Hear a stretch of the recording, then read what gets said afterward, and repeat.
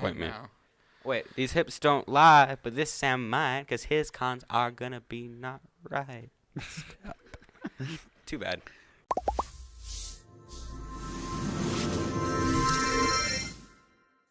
Hello, everyone. Welcome to the Opinionated Gamers podcast by VGcritic. My name's Cameron. I'm your moderator this week. I'm joined by Sam Hello. and Sam. Hi. We just call this one Pontillo for the rest of the day. That's his nickname. It's his D&D name also. It's actually Pontillas. They're going to be arguing Star Wars Battlefront, the one that came out in 2015, not the 2005 one, the first one that came out, not the one that came out like 3 days ago. All right, so Pontillo here has pros, Sam here has cons. I'm going to give you each a minute opening statements, which you have to use the full minute, and I'm going to give you 8 minutes to duke it out, and then I'll give you 1 minute closing statements where you have to use the full minute. All right, Pontillo, I will give you your pro list first. Go ahead. All right, thank you. Okay, so Star Wars Battlefront 2015 is developed by EA, DICE, and Criterion Games. This is available on PS4, Xbox One, and PC. It has sold more than 14 million copies as of 2016, and it's had one of the most successful betas that EA or Origin has ever produced or had.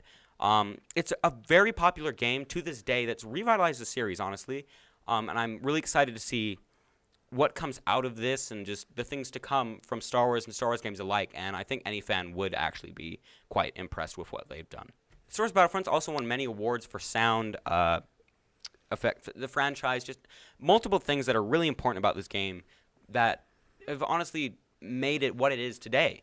Many DLCs have been released, new content, the maps are gigantic, the game modes are fun, interesting, and diverse. The amount of people playing are friendly, usually, that they understand. They're not too toxic, such as a game like Overwatch or Call of Duty. And also, like, there isn't stupid things like voice chat that are in the way of people calling you out and, like, your mom, you know? So I feel like that's just something that's amazing in that regard. Thank you, Sam. Pontillo. Aye. All right, Sam Sims, we're going to go with you. You have 1 minute. Go ahead. Okay, just to start, when you said that it has a lot of copies sold, that doesn't make a game good. I think for the most reason why people buy this game so much is because it has the name Star Wars on it.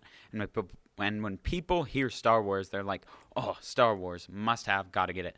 So just because a lot of people buy it does not make it a good game.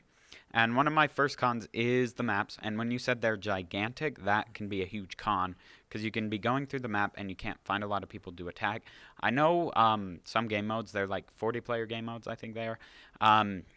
That can be too big in a sense where you go and you just keep dying. You spawn, you die, you spawn, you die. And it just happens like that, which can get really frustrating and annoying. And another thing with the maps, at the start of the release of the game, it didn't have a lot of maps that came out with it. And that leads me into my next point with the expansions and DLCs.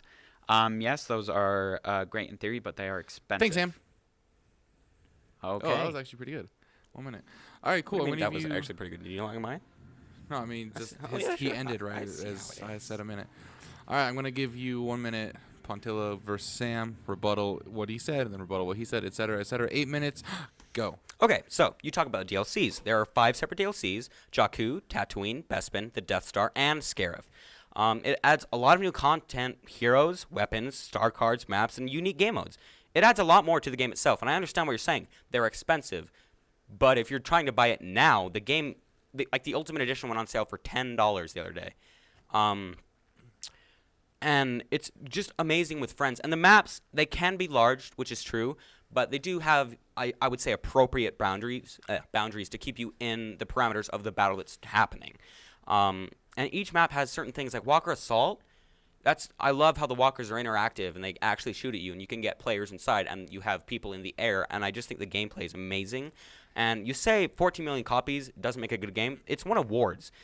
Many awards have been, or actually one, sorry, liar, in sound effects, and then franchise sound effects, technical graphics, as well as sound design. So all of those are very important and can show what EA has actually done to create this game. And for heroes are some of the biggest things in this game. They're so unique. Well, yeah, I agree with heroes. I think they're cool to put in a game because it's not always fun playing as a stormtrooper or a rebel in that sense. And them throwing in heroes does help the game, heroes and villains and stuff. But even with them, their controls are glitchy and frustrating to play with. Like, say someone on the Heroes is playing as Luke and someone's playing as Darth Vader. When they go into combat, they're just swinging at each other, and there's not a lot of actual combat there, just swinging at each other, throwing lightsabers at people. I honestly don't like that. I know it's hard to reciprocate. I probably said that wrong, but I don't care. You're good. Yeah. I know it's hard to do that with lightsaber battles, but I wish they could have at least tried harder to do it instead of them swinging at each other and trying combat like that. Okay, so to respond to that, at certain times, if Luke and Darth Vader do their heavy strike at the exact, well, not the exact, but at a similar time, they will go into a QTE event where they both have to press the trigger, and whoever presses it faster, like a game, Yeah, a blade they win. lock. Blade lock. Yeah. Those are quite rare, but when they do happen, it's kind of, you're going to freak out because it looks really but cool. that's still just one thing. That's true. Also, lightsabers versus lightsaber in the game, it is quite weak, I will agree. Some of the stuns are ridiculous, but for other characters with blasters and Emperor Palpatine with his electricity, it really makes the gameplay fun because you never get to see Han Solo versus Darth Vader before, and now you do, and you can live out the fantasy, and I think it really makes the game. Yeah, I think seeing that combat is cool, but it's not the same if you were to see it in a movie. Because combat in the movie would be so much cooler to watch and see that, and you can't really reciprocate that in a game with that combat. Well, what you have to look at is it is a game, and you Yes, have to make yeah. it's an online game with multiple players. You can't always look at this doesn't work like a movie. It's not a movie; it's a video Yeah. game, and not everything can be like a perfect scene that was directed by J.J. Abrams. # he sucks. But how about this? The mechanics in the game. Rolling was implemented later in the game, like a dodging system. Yeah. Now, I will give you this con. Rolling should have been in the game from the first place. It's ridiculous that it wasn't even there. Yeah. When it was, you can roll from side to side, right to left. You can't roll forward, backwards, diagonal. In older versions, you could, and I think that's messed up. But the star cards in this game, they can be used as extra gear, and you get gadgets to choose to take with you. Grenades, impact grenades, sonic imploders, thermal imploders. You get pickups all around the battlefield, which make it really good. Bacta is one of the topics I would like to get on. Bacta is a healing thing. I'm sure you know. You throw it on the ground and it heals you. And it heals you, There were yeah. problems with this. It would give you too much shielding immediately, almost always allowing you to get out of a team fight if you just threw it, which is ridiculous. Yeah. I'm going to interrupt you really quick Yes, sir. and just say that I agree with you on that. I do like how they have that implemented out into the game, how you can get those extra things. Weapons are cool. And I'm just going to switch gears really quick and say this game isn't very unique. First point on that is it's Star Wars, and yeah, it's hard to get unique with Star Wars because all of it's been covered. You're just taking that and putting it into a new game, which I don't enjoy, and that's just a personal thing with me. Okay. But that doesn't make it not fun. But at the same time, if you take Battlefield and Battlefront, they are very similar, just different types. Okay. Like one's like more futuristic and sci-fi, and the other's more modern day combat. But if you take those and put them together, multiplayer and combat on that are very similar. All right, to reply to that, by the way, check out my gamer's guide where I talk about uniqueness of freaking yeah. Battlefront. Oh, okay, it's Battlefront 2 though. Sorry. You talk about Battlefield and Battlefront being similar, and you talk about one's futuristic and one's not. One is Star Wars and one's Battlefield. They're from two different franchises. Yes, they're made by the same people, but the gameplay I would say is quite different. If you look at Battlefield, it's kind of violent, which I don't care. I have it. It's fun. Battlefront, it's more kid-centric, and the controls, I think, are easier. It flows better. I find the controls very similar, actually, when I play. Okay. Do you have a bayonet charge in Battlefront? Oh, that is a fair argument. It is. But do you have lightsabers in Battlefield? I mean, if you freaking mod it, bro. Oh, yeah, because you're going to mod a game and put lightsabers in it. Duh. You put lightsabers and everything. No, have you but seen at the Gary's same mod time- fight me? Okay. There are the bayonet charges in Battlefield, but in Battlefront, Luke does have a saber charge or whatever it's called, where It's called a he saber lunges. rush. It's a lunge. Yeah, It's not a run, though. They're- Let's just agree they're different games. You yeah. said it yourself. There aren't lightsabers in Battlefield, and there aren't bayonet charges in Battlefront. They're two separate games. Yeah, but the why multiplayer is say they're very similar? similar because you It's have similar two to Call teams of Duty as fighting well. against it. It's multiplayer. You can't make it unique. Everyone plays it. Hmm. You play Battlefield and Battlefront. You're a fan of both. I don't play Battlefield. Whoa! Okay. No, I played Battlefield, but I wasn't a fan of the game. Okay. And when I played Battlefront, to me, they seemed very similar. I feel like Battlefield and Battlefront are more similar than Battlefield and Call of Duty. They are. Call of Duty, you can't just like hop in an airplane. That's true. Call of Duty, Battlefield you and can't Battlefront, you destroy can. anything. You have no vehicles unless they added that to World War II. I wouldn't know. I haven't played that game yet. But they didn't have combat. You couldn't blow up terrain. Yes, in Battlefield, we like switch games here. But in Battlefield, you can blow up certain terrains and get to certain places. And a lot of times in Battlefield and Battlefront, I just see a lot of similarities. Okay. Well, let's see that. Let's see that to them to decide because I don't have any more thing on it. Is But, Battlefront similar to Battlefield? Comment below. and subscribe. Okay. Oh, really quick. A con, no campaign. Yes, that is true. The campaign is lacking, but they've tried to add single player content. I have that. They can't lack in campaign when it doesn't exist. Yeah, that means they're lacking in campaign. Duh. Okay, offline modes. Battlefront offers offline modes as well. The offline modes are boring. How about you let me explain first, bro? The different offline modes, they have maps, objectives. In the one they call Skirmish, they've got Walker Assault and Fighter Squadron, two of the most popular and largest game modes. This allows you, if you don't have PS Plus or you don't have Xbox Live, it allows you to play these games and try them out. And Battlefront is an online game. If you buy it for single player, you shouldn't. It's an online game. Well, on PlayStation, now you don't need to pay to play online. Oh, dude, frick it. Yeah, unless that's just my PlayStation wigging out, but I've been able to play online without paying for it. Oh. Hey, Sony, get him. Do we have Sony's number? I'll call him right away. Thank you.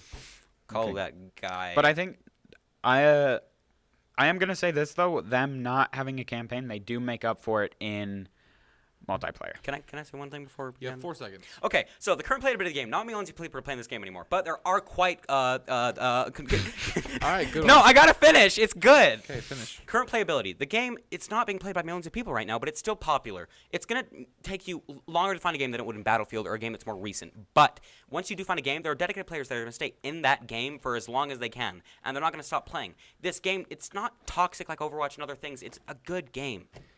Thank you. Sure. All right, cool. So what we're going to do now is we're going to give Sam his closing statements first on cons, and then I'll swing it over to Pontillo for his closing statements. Sam, you have a minute on the clock. Go ahead. To start, again, with the cons is the DLCs. I know this has changed, but when the game came out was the price because it was $60 for the game itself and $50 for a season pass.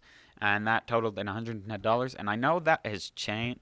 Yeah, I math, okay. $110, not just $100. Yeah, 110. That's what I said. Oh, okay. Okay, but So it was I know dead. that's changed. But when the game came out, that was way too expensive for it. The fact that it's not very unique, just because it's a Star Wars game, but I can understand it's hard to be unique when it comes to Star Wars. But I wish they could have tried harder. And controls were wiggy and hard to use for me. Okay. How much more time do I have? 20 seconds. 20 seconds? Okay, Nice let's go Wikipedia back list. to the maps for a little bit. Okay. The fact that they're big, a little too big for me, I don't like playing on big maps just because you can go and you can get lost in the maps if you're stupid like me. And fighting against other people, and when there's so much opponents to fight against, it's hard. Cool. Thanks, Sam. All right, now we're going to swing over to Pontillo for his closing statements on the pros. And go. Thank you. Okay, so this game, it's revitalized the series. Let's be real here. Okay, a new one has already come out. It's been 2 years. Revitalized. It's sold more copies than the original two combined, which is amazing. It's popular. People still buy it to this day, even though because it's cheap. It's become challenging, but it's still fun to play. And the way it shows off heroes, it's amazing. And one of my favorite sections of the game is just the unique modes that they have. In fact, it did so well. We're getting a new game this year, as I said before. It's already become a beloved game to play with friends, family, and alike. And of course, it's amazing for any Star Wars fan. And that's why I easily say this game is worth every moment of playing it, because I'm a huge Star Wars fan. And for you to say the maps are too big and I get lost in them, if you're a Star Wars fan, you want to get lost in Star Wars. It's beautiful and amazing. And the trilogy, the original trilogy that they set up in this game, it's just beautiful. And I don't think you can really fight that. Thank you. It doesn't follow the original trilogy in multiplayer. Nibba. Hey, that was pretty good, though. That was pretty good, Sam. Thank you.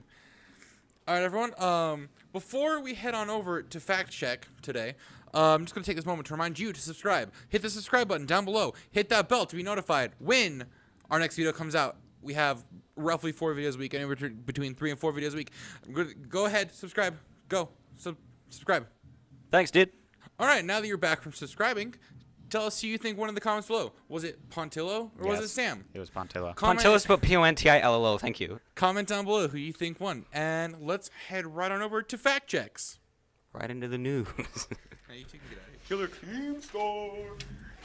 Hey everyone, welcome back to Fact Check Time. My name is Cameron. I'm here with Zach, your fact checker for today. All right, Zach, let's go through a couple of things they said. Fact check them for me. All right, so first with their awards, they actually won 5 awards and were nominated for 3, 4 of which were in sound design, 1 was for graphics, and then for the DLC, it's still $50, which is still cheaper than buying each individual one separately. But other than that, most of what they said were true, from what I've looked up. Dang, we're giving them like a 99% truth meter here then. Congrats to Sam and Pontillo. They did their research. You guys did your research. All right, cool. Remember to hit that subscribe button like I already said. Links to the game and the consoles to play them on are in the description below. Be sure to check those out. Check out our website, VGcritic.com, for more info on things like this. We have tons of videos coming out each week, anywhere between 3 and 4. Check us out on our YouTube channel. See you guys next time. Bye. See ya. Thanks for watching! Remember to like, comment, and subscribe. Links in the description down below. See ya! Do you have a Battlefront thing up? That's Advanced Advanced Warfare. Warfare. Right. Here we go!